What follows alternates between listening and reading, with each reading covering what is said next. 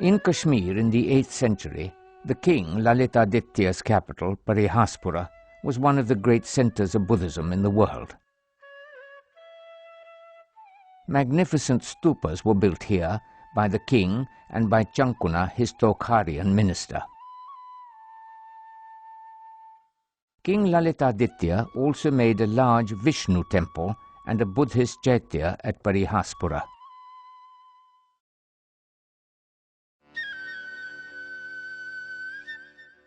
The formidable mountains that ring the valley did not prevent Kashmiri monks from traveling constantly to Tibet, Central Asia and China. Between the 4th and 10th centuries, they conveyed the teachings of Buddhism far and wide.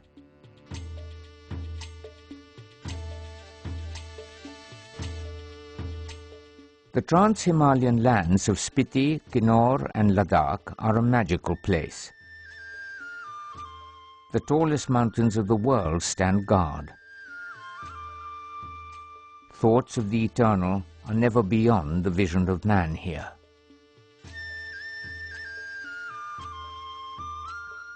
In this land, where everyday life is a challenge, Buddhism arrived very early. The Sani Stupa in Ladakh is believed to have been made by the Emperor Kanishka in the 1st century AD. There is a colossal sculpture of the Maitreya Buddha hewn out of the rock on the ancient route from Srinagar to Leh in Ladakh. It is made in the artistic style of Kashmir of the 8th and 9th centuries. There are other such colossal Buddhas and rock carvings of the 7th to the 9th centuries along the trade routes. These mark the movement of Buddhism and Kashmiri artistic influences to the high-altitude plateau region.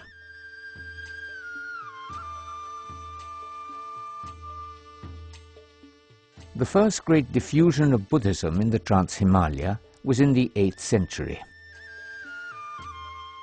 Guru Padmasambhava established the religion in the entire mountainous region from Ladakh in the west to Arunachal Pradesh in the east.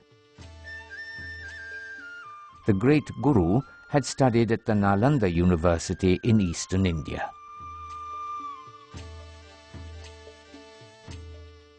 He was a famed master of Tantric Buddhism.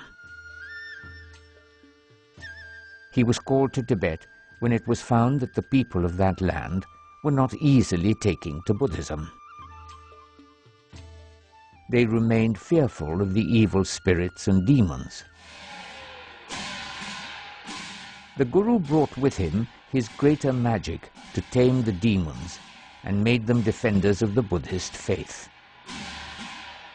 He swept across the high-altitude plateau with the chum, or sacred mask dance, with which he purified the land and made it ready for Buddhism.